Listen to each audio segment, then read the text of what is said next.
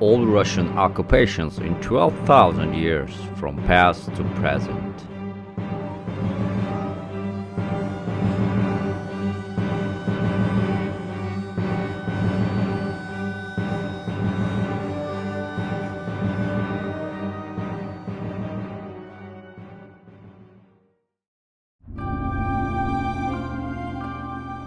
The first Slavic tribes known in recorded history began to live in the west of today's Russia from the 8th century. Rurik, who became the head of the tribe in the 9th century, founded the Novgorod Principality in Novgorod, which is considered the first Russian state. After Rurik's death in 1879, he was succeeded by Oleg, Rurik's close relative. A successful commander, Oleg not only ruled around Novgorod, but also expanded his territory by subordinating the Slavs along the Dnieper River. Oleg, who started to descend to the south with the aim of capturing the great trade route, reached the gates of Kiev after capturing the cities of Smolensk and Lyubich. Since Kiev was in a very important geographical and strategical position, he killed a Varangian named Askold and Dir and captured Kiev. Kiev was very important economically on the Scandinavian Byzantine trade route. That's why Oleg, while declaring Kiev the new capital of the country, has changed the name of the principality to the Principality of Kiev. After Oleg's death, the Kiev Principality, which continued to expand during the reign of Igor I and later Sviatoslav, began to organize expeditions against the Khazar Khaganate. As a result of these expeditions, especially during the Sviatoslav period, the Khazar Khaganate was weakened and completely disintegrated in 1048.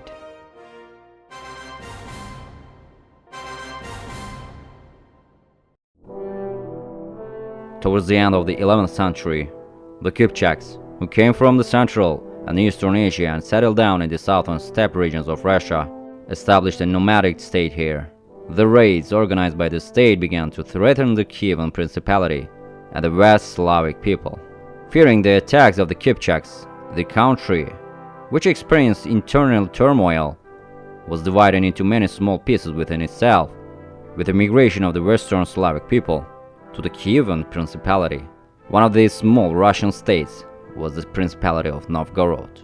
Sviatoslav Volgovich, the leader of Novgorod, established the Republic of Novgorod, the first republic in Russian history, in 1135 after conquering eastern Scandinavia. Despite the Mongol invasion of many Russian principalities, at the beginning of the 13th century, Novgorod was one of the few Russian states to survive this invasion. The developed urban culture was almost completely destroyed by the impact of the brutal Mongol invasion on Russian lands. Old centers such as Kiev and Vladimir, which could not escape the destruction caused by these attacks. During this period, the city of Moscow, which was subject to the Golden Horde state, developed rapidly during the reigns of 3rd Yuri, Ivan I and Semyon, and in 1340 turned into a Moscow Principality. In 1462, Ivan III, one of the greatest leaders in Russian history, became the head of the Moscow Principality. Ivan III abolished the Republic of Novgorod in 1478, which he saw as a rival and was in constant conflict, and seized its lands. Then, in 1497, he raided eastern Lithuania and took back the old Russian lands after 200 years. Thus, while the Russian lands stretched to the Ottoman border, Russian-Ottoman relations started for the first time in this period. Heading east in 1502, Ivan III won the war on the Don coast and wiped out the Golden Horde from the stage of the history. When Ivan III ascended the throne, he had left a strong and great state behind, and when he died in 1505, after ruling Moscow, which was a city-state, for exactly 43 years. While this development of Moscow continued during the reign of Ivan IV, known as Ivan the Terrible, the country became a Tsar in 1547. Until 1584, when Ivan IV died, he captured the Kazan Khanate, the Astrakhan Khanate, and the Sibir Khanate, and succeeded in making the Russian Tsardom the largest state in terms of area.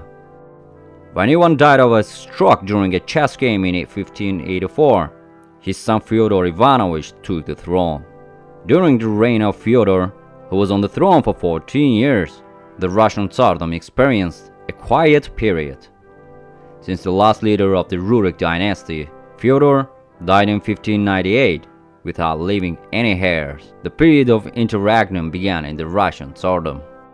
Over the next 3 years, the extreme cold, which killed almost a third of the population, destroyed the crops, which led to the Russian famine of 1601-1603. During the next 15 years, it was one of the most turbulent and violent periods in Russian history, while there were 6 crown changes in just 15 years. This interregnum ended in 1613, when Mikhail Romanov came to the throne as Tsar. Romanov's first act, as soon as he came to the throne, was to enter the Polish-Lithuanian Union and the war with Sweden. However, fighting on 2 fronts was a most wrong decision for a state that had just come out of the interregnum. Fortunately, realizing this early, Romanov signed peace with 2 countries in 1617. These agreements caused the Russian Tsar to lose Kiev and Smolensk.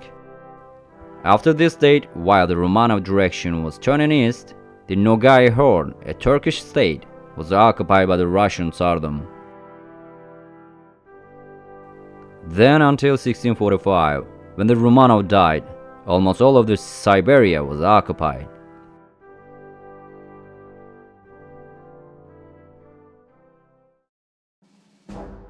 During the reign of Alexei I, who came to the throne after Romanov, the Russians turned their direction to the west again.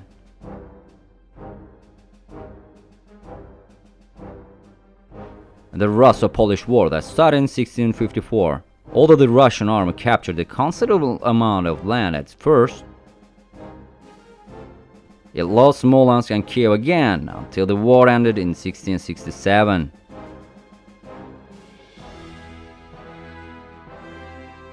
As for the east, the conquest of Siberia was completed during the period, while the foundations of the first Russian settlements on the Pacific coast were laid. By 1682, one of the most successful leaders in Russian history, Peter I, took the throne. Peter understood the way to make Russia a world country was through maritime trade, but the icy seas to the north weren't working for him. Therefore, it was necessary to have land on the Black Sea coast in warm seas. Taking action for this purpose, Peter organized his first military expedition against the Ottomans after a long siege that started in 1695. He succeeded in taking the Azak castle on the Black Sea coast from the Ottomans in 1696. Later turning north, Peter formed a secret alliance with Poland-Lithuania in 17,000. Starting the Great Northern War against Sweden. After 21 years of war, Sweden had to ask for peace. As a result of the agreement, the Baltic region and the region to the east of the Gulf of Finland were left to the Russians. At the end of all these achievements, Peter I received the title of Emperor, while the Russian Tsardom officially became the Russian Empire in 1721. After the deaths of Peter the Great in 1725, power changed hands in coups for 15 years. Finally, in 1740, as the fight for the throne came to an end, Yelizaveta came to power. The Russian Empire, which gave priority to the Turkestan region during the Yelizaveta period, captured the west of the Kazakh Khanate in this period. Again in this period, the Russians, who set foot in the Alaska region of the American continent for the purpose of fur trade, began to settle in these regions over time. Thanks to the fur trade from America to Russia in the following years, all Alaskan lands were colonized by the Russians. During the reign of Catherine the Great, who ascended the throne after Yelizaveta, importance was given to science and education in the country, while important land gains were achieved at the same time. The Russians, who were victorious in the Ottoman-Russian War between 1768-1774, signed the Küçük Treaty with the Ottomans. As a result of the treaty, while the autonomous status was given to Crimea, in 1783 the Crimea completely passed into the hands of Russians. In 1796, the territory of the Polish-Lithuanian Union was occupied, and the existence of the state was ended. Catherine the Great, who managed to rule the Russian throne with an iron fist for 32 years, left behind a strong European state when she died in 1796.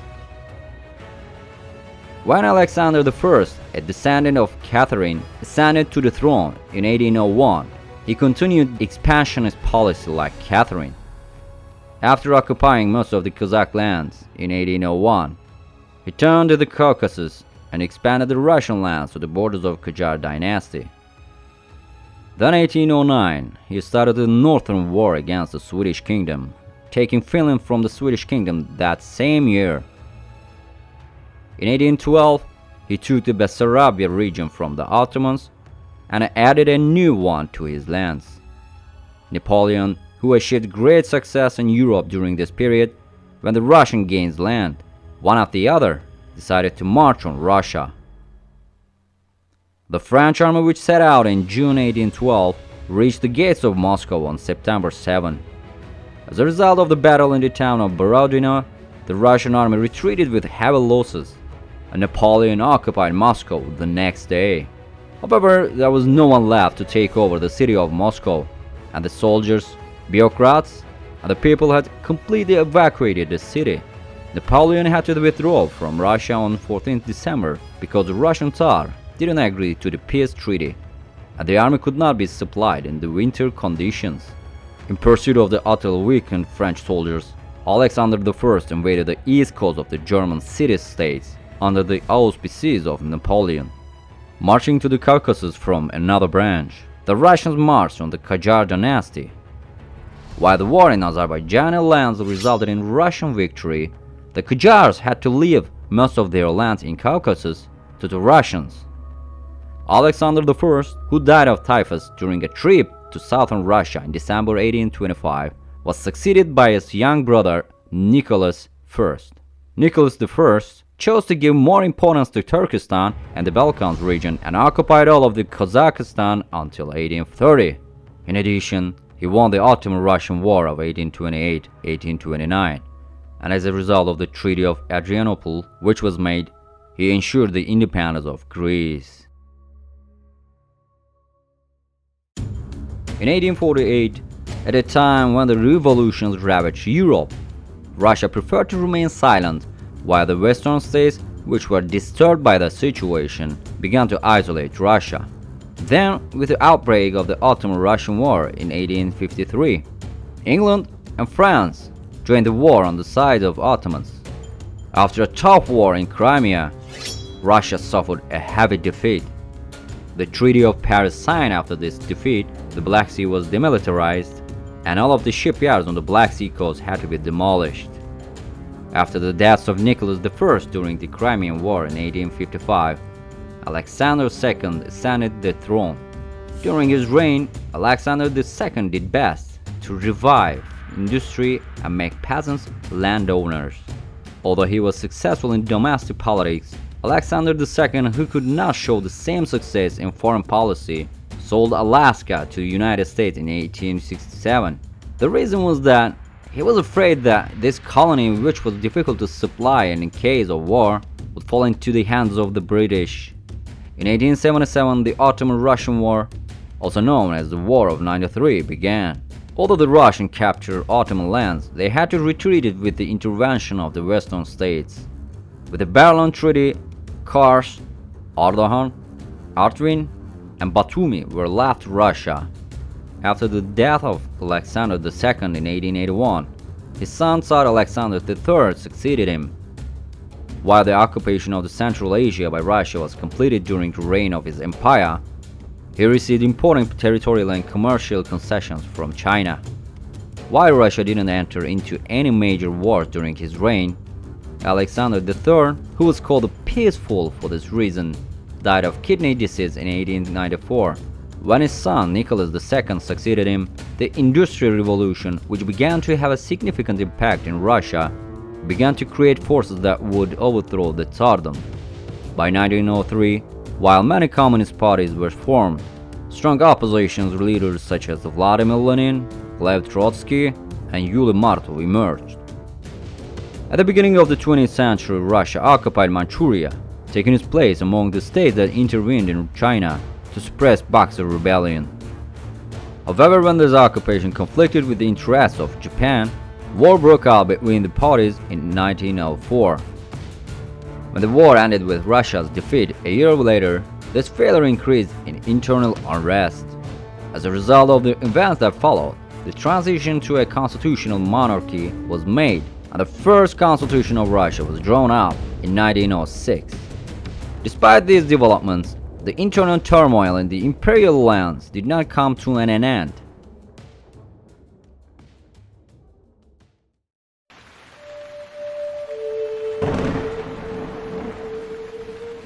The year 1914. After the Bosnian Serb nationalist guerrilla Princip killed the Austro-Hungarian Archduke Franz Ferdinand, Austria-Hungary gave an ultimatum to the Russian Protectorate of Serbia. Since Russia had no obligations to Serbia, the Duma Assembly wanted to avoid war. However, despite this opinion of the Assembly, Nicholas II mobilized all forces and brought the Russian Empire into the First World War. Although the Russian army was quite large, it was rather weak in terms of equipment, logistics, and organization. Accordingly, heavy losses against the Germans and repeated defeats forced the Russian army to retreat. On top of this, with the February Revolution in the country, Nicholas II was dethroned and a temporary government was established instead. However, the interim government could not remedy the internal turmoil. With the October Revolution that followed, the Bolsheviks, led by Lenin, overthrew the provisional government and seized power. Subsequently, Russia withdrew unconditionally from World War I. However, this time the Russian Civil War broke out between the opponents of the Bolsheviks and the new regime. After the Russian Civil War, which lasted for 5 years, the Bolsheviks won, and in 1922, the Soviet Union was declared under the leadership of Vladimir Lenin. After this date, the Soviets didn't make any expansion movements until the Second World War.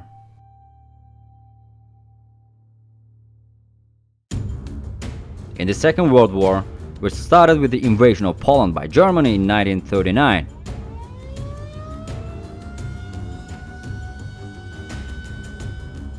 the Soviet Union also occupied eastern Poland. Thus, the Russians regained the western borderlands they lost in the First World War 25 years later. The Soviet Union, led by Stalin, declared war on Finland in December 1939, starting the Winter War.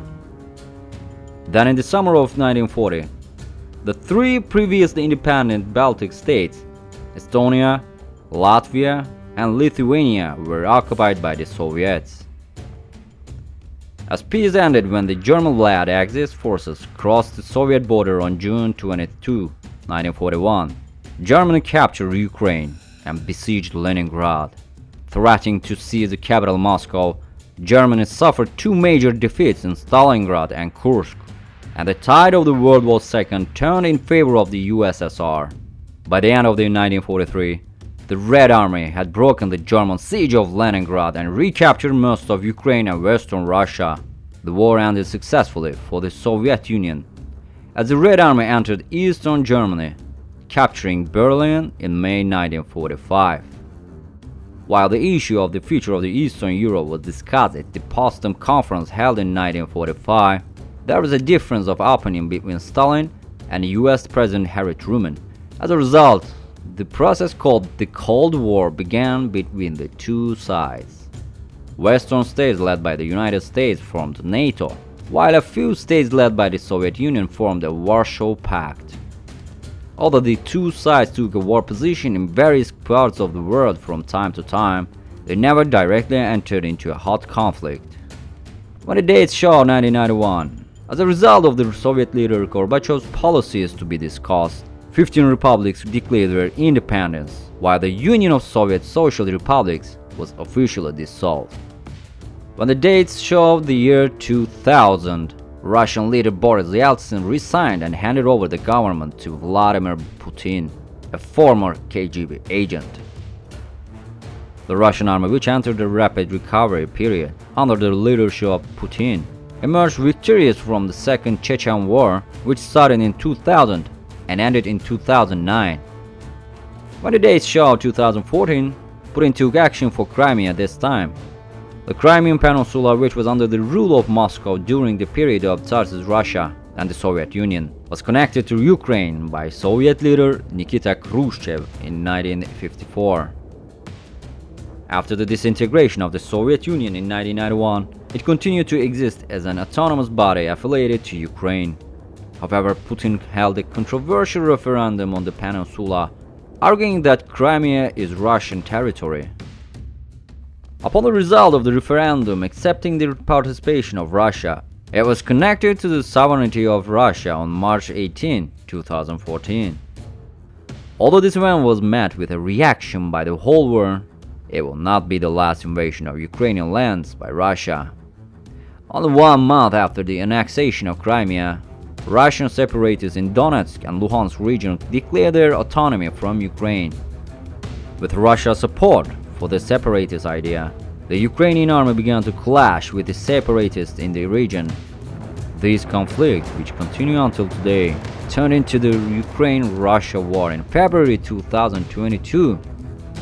Although the Russian army, which crossed the Ukrainian border in February, penetrated close to Kiev, it had to retreat with the counterattack of the Ukrainian army.